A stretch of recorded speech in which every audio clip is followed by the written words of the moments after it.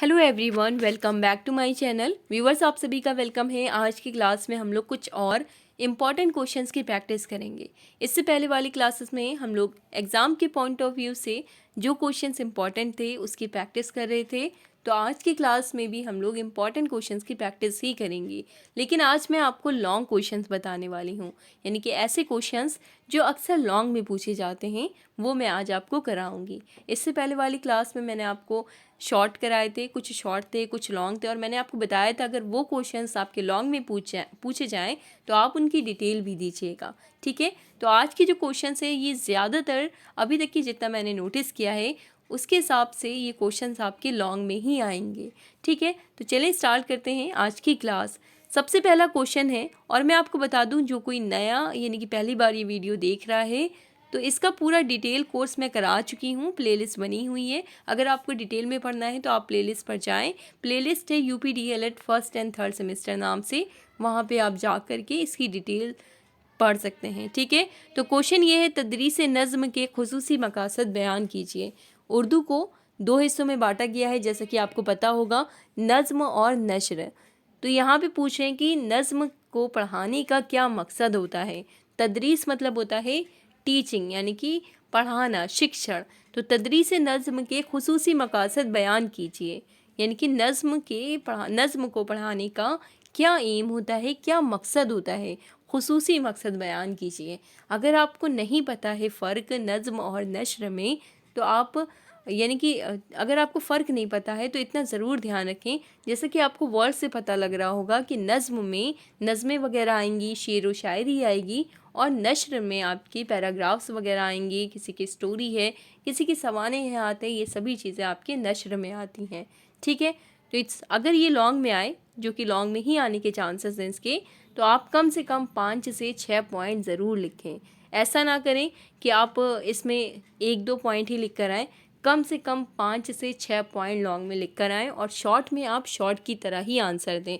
बहुत से लोग ये करते हैं कि शॉर्ट में वो बहुत ज़्यादा लिख देते हैं, क्योंकि उन्हें बहुत अच्छे से वो क्वेश्चन आता है तो वो उसके बारे में जितना जानते हैं वो सब लिखाते हैं।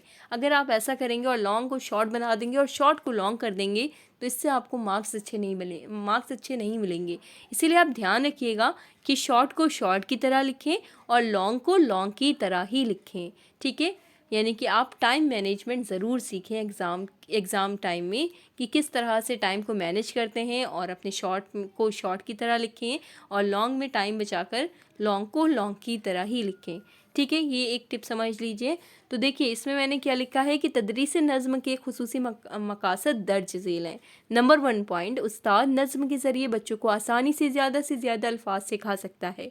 नज़्मों के ज़रिए बच्चों को ज़्यादा से ज़्यादा अल्फाज सिखाए जा सकते हैं। Number 1 point. नंबर 2 पॉइंट है, बच्चों में तख़ील की नशोनुमा नज़्म से ज़्यादा होती है। तख़ील मतलब होता है इमेजिनेशन। ठीक है, तख़ील का मतलब होता है यानी कि इमेजिनेशन पावर उसकी इससे बढ़ती है। यानी कि आप समझ लें, जब आप बच्चों को नज़्म पढ़ा रहे हैं, कोई पोएम पढ़ा रहे हैं, तो बच्चे क्या करते हैं, उस तरह से इमेजिन करने लगते हैं वो सीन कि किस तरह से होगा। तो इमेजिनेशन पावर जो होती है वो नज़्म से ज़्यादा हो जाती है, यानी कि नज़्म से ज़्यादा बढ़ती है। तो तख़ील की नशोनुमा मतलब होता है विकास, डेवलपमेंट। तख़ील मतलब होता है इमेजिनेशन। बच्चों में तख़ील की नशोनुमा नज़्म से ज़्यादा होती है। Number 2 point. नंबर 3 पॉइंट है कि बच्चों में नज़्म के ज़रिए पढ़ाई का शौक़ पैदा होता है। यानी कि जब आप नज़्में पढ़ाते हैं, आप समझ लें कोई छोटा बच्चा है, ठीक है, फर्स्ट या सेकेंड क्लास में है, आप उसे पोएम के ज़रिए पढ़ाते हैं। क्यों पढ़ाते हैं? ताकि बच्चों को इंटरेस्ट आए, बच्चा मज़े से पढ़े। जब उसको इंटरेस्ट आएगा तभी तो वो पढ़ाई मन से करेगा, उसको अच्छा लगेगा और वो पढ़ेगा। तो यही लिखा है कि बच्चों में नज़्म के ज़रिए पढ़ाई का शौक़ पैदा होता है। ठीक है, नंबर 4 पॉइंट है कि नज़्म तदरीस से बच्चों में अदबे ज़ौक़ व शौक़ पैदा होता है। ठीक है, यानी कि लिटरेचर का इसका भी शौक़ पैदा किया जा सकता है। नंबर 5 पॉइंट देखिए क्या लिखा है कि नज़्म के ज़रिए तुलबा में हुब्बुल वतनी का जज्बा पैदा किया जा सकता है। हुब्बुल वतनी मतलब होता है अपने देश से प्रेम करना, मोहब्बत करना। तो हुब्बुल वतनी का जज्बा पैदा किया जा सकता है नज़्म के ज़रिए। नंबर 6 पॉइंट देखिए क्या है, नज़्म तदरीस का मकसद तलबा को नज़्म के अशार, यानी कि अशार क्या होता है, अगर आपको ये भी नहीं पता है तो अशार, अगर आप बिल्कुल ईजी लैंग्वेज में मैं आपको बताऊं तो अशार मतलब समझ लीजिए जो शेर होती है उसकी जो लाइनें होती हैं उसी को कहते हैं अशार। ठीक है, 2 लाइनों को अशार कहते हैं। तो अशार मुअस्सर अंदाज में पढ़कर लुत्फ़ अंदोज़ होना है। ठीक है, नंबर 7 पॉइंट क्या है कि क्लास में शायराना कैफियत पैदा की जाए ताकि तलबा में शेरी जज्बा पैदा हो और वो अशार लिखने पर आमादा हो सकें। यानी कि बच्चे को जब आप नज़्म पढ़ाएंगे, नज़्मों में यानी कि नज़्म तदरीस नज़्म करेंगे तो उनको पता चलेगा कि कैसे शेर लिखे जाते हैं। तो आगे चल के अगर वो उर्दू लैंग्वेज को परस्यू करते हैं, यानी कि उसमें ही अपना आगे यानी कि शेर शायरी लिखना चाहते हैं तो वो लिख पाएंगे। अगर आप पढ़ाएंगे ही नहीं तो वो कैसे लिख पाएंगे। तो क्लास में शायराना कैफियत पैदा की जाए ताकि तलबा में शेरी जज्बा पैदा हो और वो अशार लिखने पर आमादा हो सकें। तो मैंने तो इतने पॉइंट लिखे हुए हैं लॉन्ग में, आप चाहें तो इसमें कुछ ऐड कर सकते हैं, कुछ इसमें पॉइंट आप माइनस कर सकते हैं और अपनी तरफ से भी इसमें आंसर आप लिख सकते हैं अगर आप इसमें कुछ ऐड करना चाहें। ठीक है, तो ये है नंबर 1 क्वेश्चन। यानी कि अब मैं आपको बताऊंगी तदरीस नशर। जैसे कि मैंने आपको बताया था कि उर्दू को नज़्म और नशर 2 हिस्सों में बांटा गया है। तो सेकंड क्वेश्चन है कि तदरीस नशर के खुसूसी मकासद बयान कीजिए। हो सकता है आपसे तदरीस नज़्म पूछ लें या हो सकता है आपसे तदरीस नशर पूछ लें, इसीलिए मैंने दोनों ही क्वेश्चन आपको कराए हुए हैं। तदरीस नशर के खुसूसी मकासद बयान कीजिए। तो अब आप बताइए कि नशर को पढ़ाने के क्या मतलब कि क्या खुसूसी मकासद होंगे। ठीक है, तो मैंने देखिए क्या लिखा है। सबसे पहले मैंने लिखा कि तदरीस नशर के खुसूसी मकासद दर्ज झेल हैं, ये डाला। उसके बाद नंबर 1 पॉइंट डाला कि तलबा सही तलफ़ुज़ अदा करें। ठीक है, तो नशर को पढ़ाने का मकसद ये है कि बच्चा जो पढ़ रहा है उसका जो तलफ़ुज़ है, जो उसका उच्चारण है, जो उसका प्रोनंसिएशन है वो सही हो, यानी कि वो सही प्रोनंसिएशन के साथ ही उस लैंग्वेज को पढ़ना सीखे। Number 1 point. नंबर 2 पॉइंट है कि तलबा का तलफ़ुज़ साफ़ और वाज़े हो। साफ़ माने भी क्लियर होता है और वाज़े माने भी क्लियर ही होता है।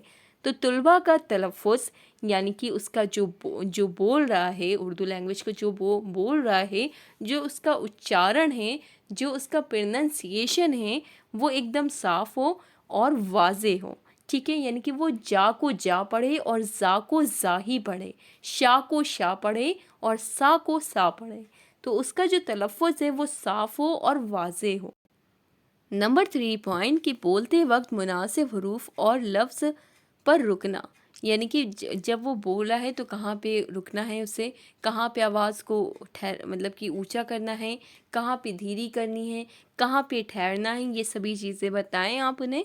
नंबर 4 पॉइंट क्या है, सही जगह पर रुकना। यही कहा गया है कि जब आपने देखा होगा जब बच्चों को शुरू में पढ़ाया जाता है, रीडिंग कराई जाती है तो उनसे कहा जाता है कि बस यहाँ पे लाइन कंप्लीट हुई, यहाँ पे सेंटेंस कंप्लीट हुआ, आप थोड़ा सा ठहरो और फिर से पढ़ो, ये कहा जाता है। तो यही सिखाया कि कहाँ पे रुकना है, कहाँ पे कितनी आवाज़ आपको ऊंची करनी है, कहाँ पे ठहरना है, तो ये सभी चीज़ें सिखाएं। नंबर 5 देखिए क्या है, आवाज़ में मुनासिब उतार चढ़ाव। बात वही है कि कहाँ पे रुकना है, कहाँ पे अपनी आवाज़ को उठाना है, कहाँ पे अपनी आवाज़ को नीचा करना है। तो मुनासिब उतार चढ़ाव आप उन्हें सिखाएं आवाज़ में। ठीक है, नंबर 6 पॉइंट क्या है, मुनासिब रफ्तार से बोलना। यानी कि ऐसा नहीं है कि बहुत तेज़ी से बोल रहे हैं, सामने वाले को समझ में ही ना आए। तो यहाँ पे लिखा हुआ है मुनासिब रफ्तार से पढ़ना, यानी कि जो स्पीड है पढ़ने की वो मुनासिब हो। ऐसा नहीं है बहुत तेज़ या फिर बहुत स्लो, बीच हो कि आप जो सुन रहा है उसको समझ में आनी चाहिए। अगला पॉइंट क्या है, पॉइंट नंबर 7 है ख्यालात और जज्बात से अल्फाज का हम आहंग होना। ठीक है, यानी कि जो इसके ख्यालात है, जो जज्बात है उससे वो हम आहंग हो। नंबर 8 पॉइंट देखिए क्या है, नंबर 8 पॉइंट है तलबा अपने ख्यालात का बहस व मुबाहिसा, मतलब होता है एक तरह से डिबेट, बहस व मुबाहिसा यानी कि डिबेट, ठीक है, और गुफ्तगू के ज़रिए इजहार करें। ठीक है, अपने ख्यालात को वो किसी के सामने रख पाए, उसके ख्यालात को सुन करके अपने जो पॉइंट ऑफ व्यू, उसके जो पॉइंट ऑफ व्यू हैं वो उसके दूसरों के सामने वो रख पाए। तो ये सभी चीज़ें आपको बताना पड़ती हैं जब आप कोई लैंग्वेज बच्चे को सिखा रहे होते हैं।